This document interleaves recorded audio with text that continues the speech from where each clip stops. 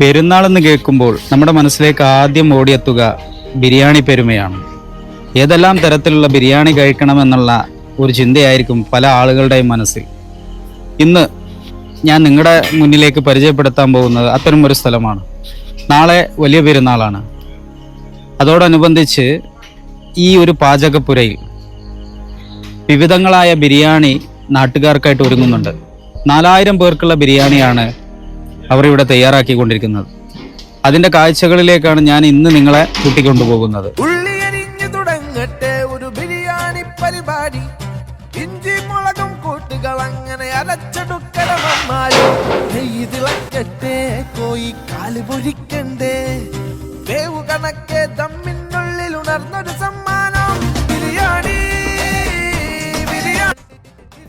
നമ്മൾ നാട്ടുകാർക്കും വേണ്ടിയിട്ട് ഒരു പെരുന്നാളിന് ഒരു 4 വിധം ഭക്ഷണം അങ്ങനെ ഉദ്ദേശിച്ചിട്ടുള്ളൂ. പിന്നെ ഇതിപ്പോൾ പരക്കായി. ഇന്നിപ്പോൾ നമ്മൾ രാവിലെ മുതൽ പിന്നെ നമ്മളെ ഫോൺ കോളുകൾ നമുക്ക് എടുക്കാൻ പറ്റാത്ത രീതിയിലാണ്. കാരണം ഓർഡർ എടുക്കാൻ പറ്റാത്ത രീതിയിൽ വന്നു. കാരണം ഇനിയും ഓർഡർ എടുക്കണമെങ്കിൽ നമുക്ക് ഇതേപോലെ ഒരു 4000-4500 ആക്കുള്ള ഭക്ഷണം കൂടി നമുക്ക് ഇതിൽ ആഡ് ചെയ്യാം. അങ്ങനത്തെ ഒരു അവസ്ഥയിലെത്തിയും ആളുകൾ വീടുകളിൽ ഭക്ഷണം വെക്കുന്ന ആ ഒരു സിസ്റ്റം മാറി. ഇതിലിപ്പോൾ നമ്മൾ ചിക്കന് ആഡ് ചെയ്തിരിക്കണ്, പിന്നെ ചണ്ടിക്കോയിൻ്റെ ബിരിയാണി, പിന്നെ ചിക്കന് ഫ്രൈ ചെയ്തിട്ടുള്ള ബിരിയാണി ഉണ്ട്, പിന്നെ കുട്ടൻ ക്യാബിനുണ്ട്, പിന്നെ മട്ടൻ ബിരിയാണി ഉണ്ട്, പിന്നെ ചിക്കൻ ഫ്രൈ കേതള്, കൊണ്ടാട്ടം, ബീഫ്, പായസം, അങ്ങനെ ഒരു വീട്ടിലേക്ക് ആവശ്യമായ ബാക്കി എല്ലാ ബിരിയാണികളും റെഡി ആയിരിക്കുന്നു. ഇനി നമുക്ക് പൊരിച്ച ബിരിയാണി ഉണ്ട്, ചിക്കൻ ഫ്രൈ ചെയ്തിട്ടുള്ള ബിരിയാണി, അത് റെഡി ആവാണ്ട് നമുക്ക് അത് നോക്കാം. ഒരു 250 കിലോ ചിക്കൻ ഉണ്ട്. 250 കിലോ ചിക്കനുള്ള ബിരിയാണിയാണ് ഫ്രൈ ചെയ്യാനുള്ള മസാല. അതിലേക്കുള്ള മസാലകളാണ് ഇപ്പൊ നിങ്ങൾ ചേർക്കുന്നത്. മുളക് പൊടി, മഞ്ഞൾപ്പൊടി, പിന്നെ നമ്മളെ സ്പെഷ്യൽ കൂട്ടിംഗ് ആണ് ആ പേസ്റ്റ് ചെയ്ത് വെച്ചത്. നിങ്ങളുടേതായിട്ടുള്ള കുറച്ച് കൂട്ടിംഗ് ഒക്കെ ഉണ്ട്. ഇത് ലെമൺ നീര്, തൈര് പൊട്ടിച്ചു വയ്ക്കുകയാണ്. നല്ല കട്ടിയുള്ള തൈരാണ്. നമ്മൾ സ്ഥിരമായിട്ട് യൂസ് ചെയ്യുന്ന തൈരാണ് മലബാർ. നല്ല കട്ടിയുള്ള നല്ല തൈരാണ്. നല്ല അടിപൊളി തൈരാണ്. നല്ല മിക്സ് ആക്കണം. മസാല നന്നായിട്ട് കുഴക്കല്ലേ? നല്ല മിക്സ് ആക്കണം, നല്ല മിക്സിങ് ആക്കണം. മലപ്പുറം ജില്ലയിലെ കല്യാണ വീടുകളുടെ ബിരിയാണി ഭയങ്കര പ്രസിദ്ധമാണല്ലോ. അപ്പോൾ ആ രീതിയിലുള്ള ബിരിയാണി ഞങ്ങളുടെ നാട്ടിലെ ഏറ്റവും ടേസ്റ്റി ആയിട്ട് ഉണ്ടാക്കുന്ന ഒരു വ്യക്തിയാണ് ഇദ്ദേഹം.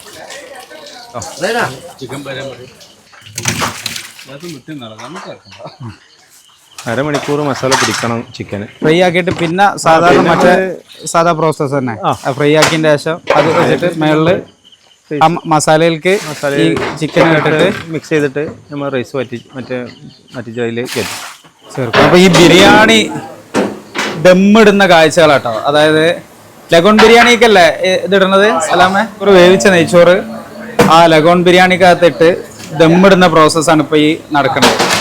അതിൻ്റെ ഇടയിൽ നമ്മുടെ കിസ്മിസും കാഷ്യൂ നട്ട്സും വെച്ചിട്ടുള്ള ഗാർണിഷിങ്ങും നടക്കുന്നുണ്ട്. ദമ്മിടാനുള്ള പ്രോസസ്സ്, അതിൻ്റെ മൈദമാവ് വെച്ചിട്ട് ഒട്ടിക്കുന്ന പ്രോസസ്സാണ് ഇപ്പോൾ നടന്നുകൊണ്ടിരിക്കുന്നത്.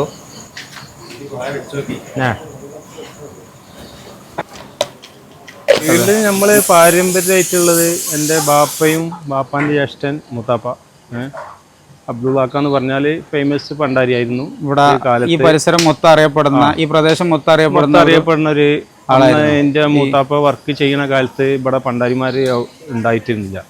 അവര് മദ്രാസ് ഹോട്ടലിൽ വർക്ക് ചെയ്തിരുന്ന ആളിന് ഇപ്പയും മൂത്താപ്പി.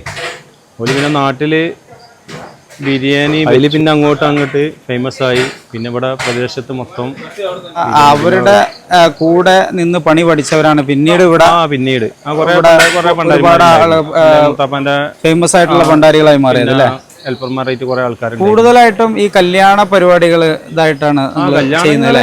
പിന്നെ ബിരിയാണി ചാലഞ്ചുകളൊക്കെ നമ്മൾ കുറെ ചെയ്തിട്ടുണ്ട്. കുറെ സമ്മേളനങ്ങൾ ചെയ്തിട്ടുണ്ട്.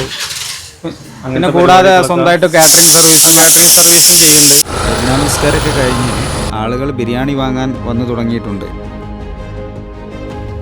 ആളുകൾ ഈ ഓടിയെത്തുന്നതിൻ്റെ ഒരു പ്രധാന കാരണം എന്താണെന്ന് വെച്ചാൽ, ഇങ്ങനെ ബിരിയാണി വാങ്ങിച്ചു കൊണ്ടുപോയാൽ വീട്ടിലെ സ്ത്രീകളുടെ പണി കുറയും.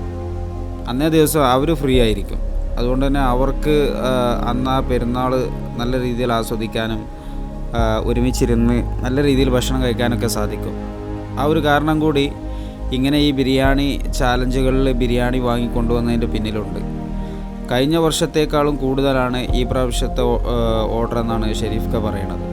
അതേപോലെ തന്നെയാണ് ഇനി വരും വർഷങ്ങളിൽ ഇതിൽ കൂടുതൽ ഓർഡർ കൂടുമെന്നാണ് ആളുകൾ പറയുന്നത്. കാരണം ആളുകളുടെ ഒരു ഭക്ഷണ രീതി കാര്യങ്ങളെല്ലാം മാറിയിട്ടുണ്ട്.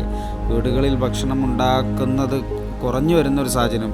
ഈവൻ ഇതുപോലെയുള്ള പ്രധാനപ്പെട്ട ചടങ്ങുകളിൽ പോലും ഭക്ഷണം വീടുകളിൽ ഉണ്ടാക്കുന്നതിന് പകരം കാറ്ററിംഗ് സർവീസുകളുടെ ആശ്രയിക്കുന്ന ഒരു രീതിയിലേക്ക് ഭാവിയിൽ ജനങ്ങൾ എത്തിപ്പെടും എന്നുള്ളതിൻ്റെ ഒരു വലിയ ഉദാഹരണം കൂടിയാണ് ഈ കാണുന്നത്.